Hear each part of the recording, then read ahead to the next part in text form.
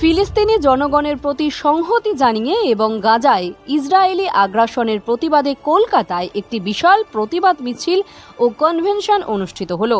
Friends of প্যালেস্তাইনের উদ্যোগে আয়োজিত এই কর্মসূচিতে হাজার হাজার মানুষ অংশ নেয়।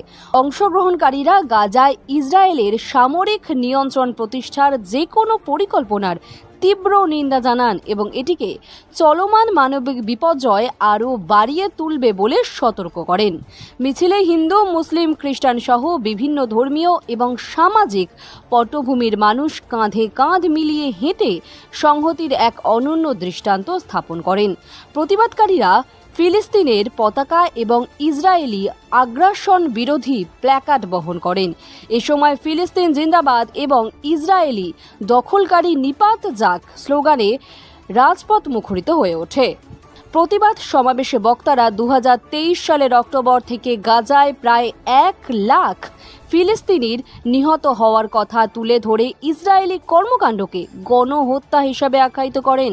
তারা বাড়িঘর, হাসপাতাল, স্কুল ও শরণার্থী শিবিরগুলিতে পরিকল্পিত হামলার তীব্র নিন্দা জানান। বক্তারা বলেন, গাজায় খাদ্য, পানীয় ও স্বাস্থ্য সেবার চরম সংকট চলছে এবং অবরোধ না উঠলে সেখানে দুর্ভিক্ষ আসন্ন।